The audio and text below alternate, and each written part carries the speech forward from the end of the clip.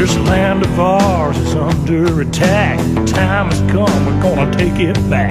Just wait and see. Don't tread on me. I won't sit back, stand idly by, watch the heart of my nation die. Oh, not me. Don't tread on me. Don't tread on my Bible, don't tread on my guns, don't you tread on my faith in God's only Son. Don't tread on me.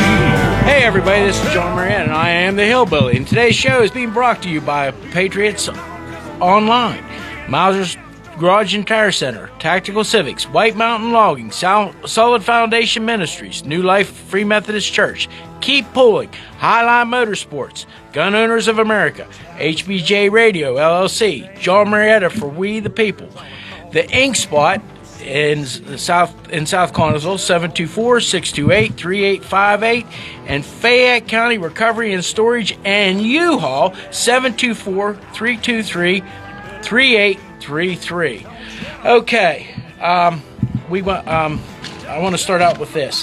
What sorrow awaits unjust judges and those who issue unfair laws. They deprive the poor of justice and deny the rights of the needy among my people. They prey on widows and take advantage of orphans. That's Isaiah 10, 1 and 2. And what they're speaking about is corrupt government in the Bible, believe it or not. But anyways, we're gonna get to some fun stuff right now. They knew all the way back then. They did. They had problems then, and they had problems then with the Pharisees and Sadducees, and they didn't want to.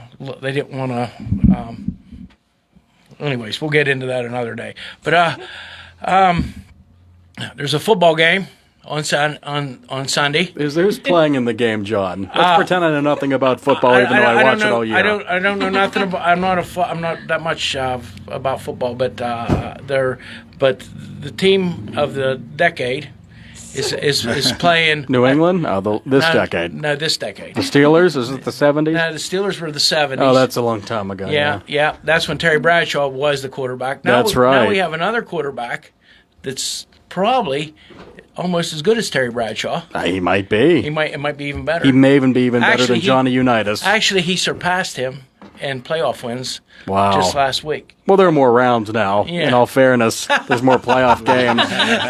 Not to be, minimized. He hit 714 home runs. Okay, that's right. But anyways, while eating a pork chop. Yeah. But anyways, the Chiefs and what's that other team's name, Nick?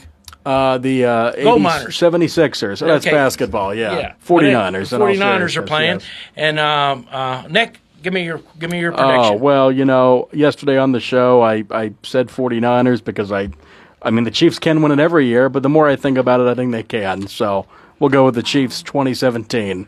Gino, what's your pick? I did. That flag got to me. Being a Democrat, I'm going to go with the conspiracy, and it's going to be Kansas City and Taylor Swift. Oh, okay. And she will get married Monday after the game with Travis Kelce. After she endorses Biden. Oh my goodness! So what do you think, Gina? Can't wait. I'm going to go against the grain and go with the 49ers because they're not going to let Taylor Swift win because the media has been tearing her apart. And my son said he is so disgusted with that whole relationship thing that he doesn't even want to watch the Super Bowl this year. Well, girls are icky, right? How old is he? He's 13. Oh, well, in a few years. We'll see 18 minutes of football and 23 minutes. 23 minutes of football and hours of commercials. Yeah. Right. And a lot of eating, at least to my house. So my prediction is Kansas City 38. Wow. 38. The 21. Wow. 38 to 21. That's my prediction. Sadly, the 17-point deficit. I'm thinking they're going to kick like 7 field goals. I don't know if they're going to let them. I don't know if they're going to let. I don't know if they're going to let the 49ers get close enough. But anyways, it'll be all good. And I tell you what, it's a lot. I have fun with football. I love football. I watch. Nobody probably. Well, there's probably people that do watch more football than I do. But it's my thing. I love football. I love college football. I love high school football, and like I said, my wife will say, I don't even know these teams, and like Appalachian State will be playing Liberty or something, and I'll be watching it. So yeah, I can watch. I can drive down the road and see a football game and pull off and watch it. There you go. Yeah. So, but anyways, we got a lot to get going on, and it's a football game, and let's leave it at that. I'm not going to get into no conspiracy theories or nothing like that. But actually, I will. I got to give George credit. He helped me George Rote helped me hang up the Kansas City flag here in the stand. No, that's bipartisanship. That's right bipartisanship. There. If only I guess. Congress and Harrisburg could figure that out. Yeah, that's right. I mean, we might not agree about too much, very, very little, but anyways, he helped me hang up the flag. Hey, Gino, did you bring your poem? We got a poem. You know what I did? A listener sent over a poem that and anonymous. they want to be anonymous. But let's see. Let's check this out. It's a ballad, actually. In Fayette County, where troubles brew, the taxpayers sigh, their burdens grew. Commissioner's hand wielded without care. Their spending spree left money in total despair. A mansion bought for the DA's delight, with a tunnel to link, such a costly flight. $1 million spent, a lavish sight, while wallets tightened, hearts took flight. A bank building acquired, a renovation so grand, 20 plus million from the public's hand. Yet the jail, a hefty 30 million drain, still closed, leaving many in disdain. A light-up bridge with a restaurant, oh, what a tale. 35 million more to no avail. Above a sewage plant sent a fanciful dream, as taxpayers' plight flows like a stream. Borrowing millions to stave off the red, yet deeper in debt the county is led. With declining populace since years gone by, why expand, oh why do they try? Woe to the Fayette County taxpayers' fate, their choices unheard as budgets inflate. With checks bouncing and taxes delayed, the true needs of the county, like echoes, start to fade. May our leaders come round and heed this plea and begin to govern with wisdom for all to see. So here ends this ballad, a tale of woe, of Fayette's plight where troubles still grow. May God change their hearts, their minds, and their ways. For the taxpayers' sake, let's all hope and let's pray. Anonymous. Yeah, we got that this morning. It got sent over to, and it actually, we're not sure who it come from for sure, but we think it was somebody from the blue team that sent it to us. Yeah, someone that's kind of watching some of what's going on. Yeah, and you got some more information for us about Well, so the way things happen in the county, you can get information about what's going on at the commissioner meetings by, of course, attending the meetings. So they have an agenda meeting and things go on the agenda. And as I have time, I look at the agenda and see if there's something worth going to the meeting for. And, of course, you can watch the meetings. They're very accessible. But when are the meetings, do you know? well, you know what? I could tell Is you. there like a consistent day, like the first Yeah. Monday of the month or the first? So November the 16th of 23, what would that be? that'd be I a think they Tuesday. put- That'd be a Tuesday, A right? Tuesday, yeah. But if you just go online on the commissioner's page, you can get to the agenda center, and there you can also look at what's on the agenda, and then a few days later they'll have the meeting. And what they do, the law is they have to post that stuff, so you have time. And But the governing body, right? and generally they put it on there. Most of the stuff is pretty humdrum stuff, but they did something that was interesting, and so I don't have. So then the following meeting, they usually follow up. Well, they'll add the adopted minutes. So you can see who voted and things like that. Well, as of yet, they still don't have the minutes up from the November meeting. But there's been a November. lot of meetings and stuff since then. Yeah. So what I was able to pull up at the very last minute in November, just 24 hours before, which is illegal, by the way, they posted that this $11 million loan application, and we've talked about it on the show. So the county got jammed up. They didn't do a tax increase, but at the same meeting, they needed to borrow $11 million to handle some of their short-term debt. So there's different ways to handle that. So now when they got the loan, they mentioned it was going to be for some of the capital improvements on the Gallatin Bank building and different things they had to finish up, like the bridge and other capital improvements, and to manage their cash flow. But the long and short of it was, when they did it, they didn't get all the terms out. As far as they weren't. Put it this way: legally, they met the minimum requirement with the terms, but exposing them to the public. But certainly, the newspaper, no one picked up on it. But as I looked through the minutes, I saw that this $11 million was not a long-term loan at all. It was actually a very short-term loan. It matures in 36 months. 36 months? Yeah, so they just needed. So it matures in December of 26, and they borrowed $11 million. Now, to borrow that money for just those 36 months, they'll be paying back an additional $1,265,000 and some change in interest. Wow. That's just the interest. We still don't have the jail open. I mean, the commissioners are bleeding money. This is going to be a repeat of what happened in Westmoreland County. That's why that ballot was so appropriate that was sent to us today. It was very timely because this is what we're seeing. What happened in Westmoreland County just recently, we had to do a very substantial tax increase. It was because of capital improvements. Frankly, capital improvements that we don't need.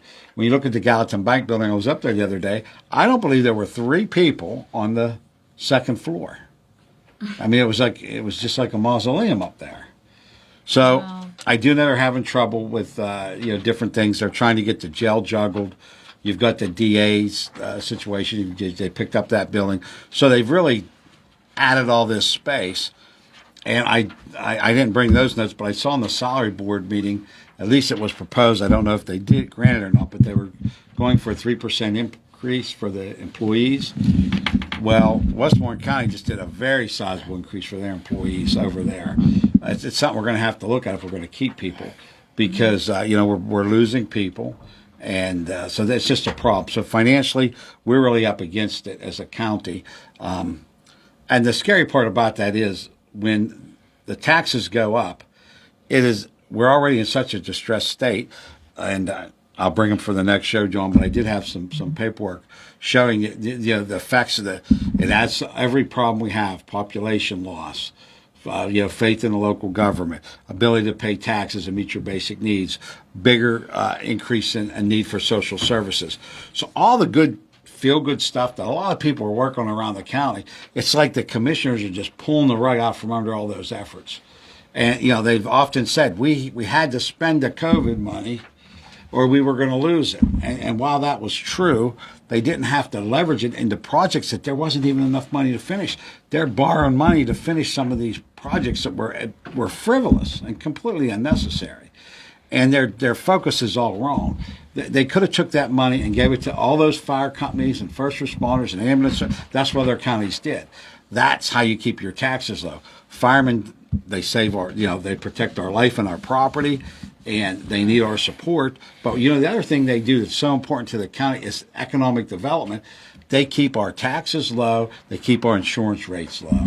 And if we have to have paid fire, which we'll have to have if these companies go on, there'll have to be some, it's creating, we're just getting to a place where the can's been kicked down the road so long, there's nothing left of the can. And we're going to have to pay the piper. And when that happens, it's going to be very expensive because of poor planning. Also, something that came out in this loan, it meant that as I'm reading through the paperwork, it mentions that our credit rating is an A. Now, that sounds good, but it's kind of like insurance companies say, oh, we're an A-rated company. Well, actually, A is the worst of the A's. There's usually AAA. But in bonds, there's 2 different bonds, Moody's and S&P. Mm-hmm. And the best rating you can have under those 2 systems are AAA, and that's really ideal. But for our county, for a long time, we were AA. And I've read something in here that says we're now single A. And single A is not that great because right at single A, you're on the verge of a B. Now, one of them breaks it down to like A1, A10. But the problem is we are down to a place where if we get jammed up, and I believe that we're hearing rumors that our credit rating slipped. And if that happened, that's higher interest rates. That's just a lot of other problems on top of this massive debt that the commission have dumped all this debt on. We already have debt. We have a real problem with like our pension. We're only around 84% funded. If we get to 80, then guess what? State comes in, and other counties are worse than us. But that doesn't. We shouldn't measure by other people being worse. Right. We need to measure by our own standard. So with all these things that are happening and these problems, we're going to have to we're going to get hit with a tax increase, and the commissioners are going to say, well, we don't have any choice. They have a choice. They had it last year and the year before, but they've got to stop this poor decision making, and they've got to get rid of some of the bad debt. And we're going to have to raise some things up, and one of the things we're going to have to raise, the focus has to be just has to be better. We got to put it more on the people. Well, yes. Yeah, well, instead of like bridge projects. Well, we got it. We got this in the mail today. I don't know if Nick can get a picture of this. This is pretty cool. We got a picture of this today. It's from somebody from the other side of the county, and they. So just to give you an example of the misfocus, the FAPEN, our Economic Development Group, is working on a project by which they're trying to take, and they're helping to go after a pretty big grant, which is great. We need to go after grants when we can. But the focus is on this bridge that happens to be right behind my house to connect two trails that neither trail are there. Well, there's one there, the Great Allegheny Passage, but there's no trail on the other side. And they want to spend upwards of $35 million, maybe $40 million now. And they're they're doing all this effort and work and energy. It's completely the wrong focus. Mm-hmm. There's already 3 other bridges, one that the Regional Trail Corp owns that goes all the way over the river. They just need to finish a little piece of it to access the other side of the river. Then we have the Crawford Bridge and the Memorial Bridge. Both are being designed to accommodate bicyclists. So there's not a need for connectivity, as they're alleging. This is the craziest thing I ever saw. We have the Sheepskin Trail. They're not going after any federal grants for the Sheepskin Trail. And other federal grants that we should be going after in the county, they're not going after because they don't want to compete against themselves for this bizarre project to light up a big train trestle and put an eatery on there above a sewage treatment plant. It is the most ludicrous thing. And even a skunk has a clothespin on it. Right. We've been calling it the Stinky Bridge. And someone did a graphic and sent it off to us with a skunk with a clothespin on his nose. And, what are the commissioners going to do? Stand out there with, because I live there. And in the summertime, you get a whiff of the sewage. I'm on the other side of the river.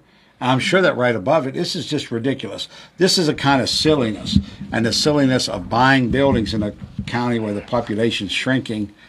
We can't go on like this. This is just horrible, horrible. We want the county to grow, not shrink. I actually talked to one of the TV stations from Pittsburgh. They called. I don't know. We're going to be doing an interview with them in the next few days, but they couldn't believe that the jail wasn't open. They couldn't believe they did a ribbon cutting back in last May, and they couldn't believe that the jail wasn't open. It's like 9 months and 4 days. I don't know, 280 days since they did this ribbon cutting.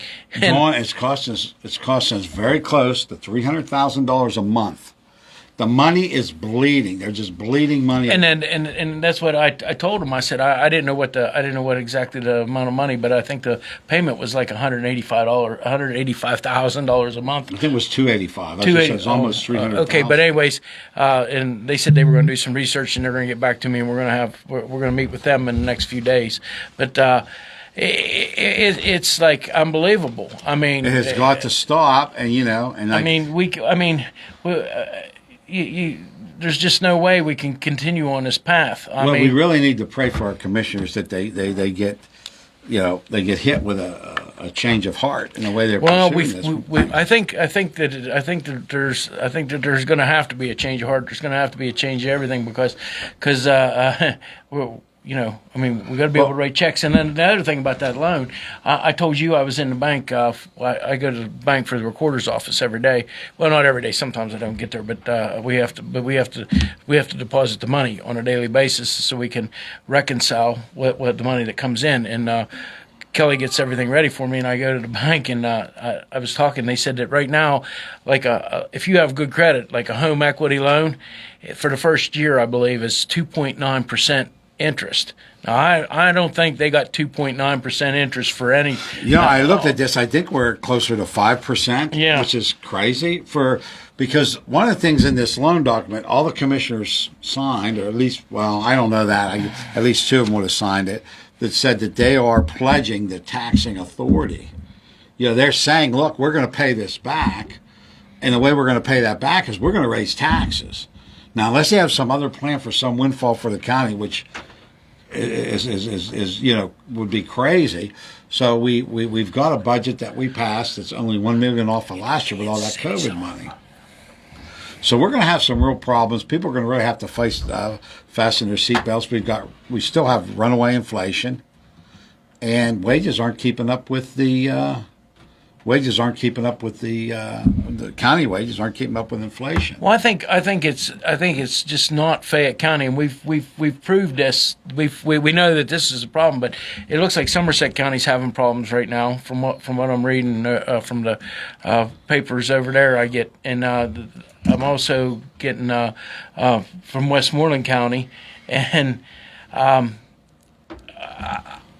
they're juggling, and one of the things that I think is at fault here is that they got all this COVID money in, and they assumed, or I don't know if they assumed, but they didn't realize that it was going to come to an end, and now it's that there's no more. Sure. So that was one shot money, and that was designed to help ease the community burden, not to leverage it into other projects that we couldn't have ever. Basically, they got all that COVID money. They used it as down payments on bridges and buying the mansion next to the courthouse and building and expanding. And we've got the jail going on. We got all these projects going on. The county's shrinking. And why in the world you would just almost triple the size of the administrative offices? I mean, 4 people on that second floor during the day. You're paying the heat, the cool. That's the kind of thing. It's just asinine. That's what the tax office. That's the tax assessment up on the second floor. On the second floor, but and granted, those people like those nice offices, but what about their pay raises? Like, we have got to see. That's what Westmoreland's grappling with. The union struck. They went on strike over there, and they had to ante up. And sooner or later, that's going to happen here, or our employees are just going to keep leaving.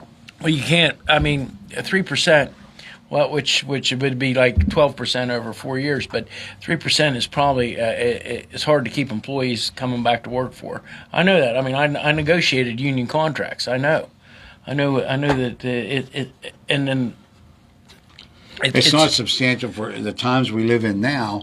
It's just that the commissioners got the COVID money. They did exactly the wrong thing with it. And they're doubling down. I mean, they just need to reverse course. That's all. Yeah, I mean, they got to reverse course. They got to get the spending under control. They got to take some drastic actions. And I suspect they won't, and I hope I'm wrong. But I suspect they won't, and I suspect they're going to let us just collapse. You're going to have that massive increase. This would be a good time for us to be wrong, without a doubt. Yes, I sure hope we are. But so far we've $11 million. We called that back in last year. We said that they're going to have to do something. Well, on the campaign trails, the commissioners were adamant that the county was in great shape. We didn't have this problem. We didn't have, but you can see in lieu of raising taxes, and it's a very short-term loan. So we've got that going on, John. We've got all the other spending. Also, in this agreement that they signed for the $11 million loan, there's restraints on how much more they can borrow for the tax anticipation notes and things like that. But they're high, scary numbers, like $10 million, $11 million. So they're set. At the end of the day, the bank knows they'll get their money. It's a pretty safe risk, but yet we're paying close to 5% interest. Right, if it's a little secure because they know, why do we have to pay them so much? Yeah, municipal money's pretty safe. You think they'd be borrowing at 2 or 3%, but at any rate, and we still don't know we're getting all kind of reports. Or on we the could jail. have, we could have floated. We could have went after some bond money, some private money too, which I've been squawking about for a long time. I said there's private people out there that would we could have done something with private money. Well, apparently there's a lot of turmoil in our office, turmoil with the county finances. I know they put a job out that they're trying to hire a different financial advisor. That's always going to be tricky to transfer, and that's going to be a mess. That would be right in the middle. That'd be like switching horses in the middle of the string. Yeah, or just imagine you got a guy juggling, and you're going to hand it off to another. A lot of chances to drop some balls. Yeah. But it's really scary, and at the end of the day, a lot of us will be fine, but a lot of us won't. It's going to hurt our most vulnerable. It's going to hurt our seniors. Well, see, this is what's happening right now. I don't know if people realize this. This is what's happening right now in Spain. This is what's happening in Germany. This is what's happening. What's the other? Oh, France. But the farmers are protesting because they're blocking the major highways because they're saying, like, we're producing for our country and you're shipping it outside of our country, and Right. why not work to keep the prices down here? Help us out. And you know what? You think about it. The boys at Concord Bridge, they weren't doctors and lawyers and chiropractors, or Right. they were the farmers and the merchants that were willing to stand there and I mean, you know, they got shot at. The start of the Revolutionary War, and I think that's where we're at. And hey, the people, it's got to be about the common folks, and we have to keep moving backward. We have to keep moving back to that. We have to get people out to vote, it's not about the elite of the community. It's about the people, And most of our community, most of the people are, living at or below the poverty line. Let's be real. That's the majority of Fayette County. Those are the people we have to help. Yep. Because if you don't, it's just going to pull everything else down. Yeah, I've seen I've seen a town go down, like, firsthand because of, I'm so worried that, like, Fayette County's in a place because I've made all my investments are here. I want my future to be here for Yep. my grandkids.